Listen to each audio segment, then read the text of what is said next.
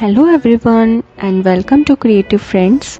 इस सेशन में हम इफ़ेक्ट्स मेन्यू में ट्रांसफॉर्म ऑप्शन को समझेंगे। इस ऑप्शन से हम अपने सेलेक्टेड ऑब्जेक्ट को अलग अलग तरह से ट्रांसफॉर्म करके उसकी कॉपीज़ क्रिएट कर सकते हैं।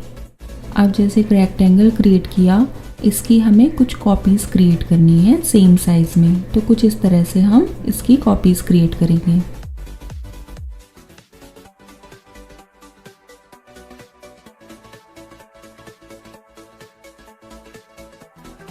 यहाँ पे वैल्यू एंटर कर देंगे कि हॉरिजॉन्टली हमें कितने डिस्टेंस पे कॉपीज़ क्रिएट करनी है। अब ये एक इफ़ेक्ट है, इसको ब्रेक करने के लिए यानी सारे ऑब्जेक्ट्स अलग अलग करने के लिए हम एक्सपेंड कर लेंगे। इसी तरह से कुछ और ऑब्जेक्ट्स पर ट्राई करते हैं इसकी बाकी प्रॉपर्टीज़ को यूज़ करते हुए।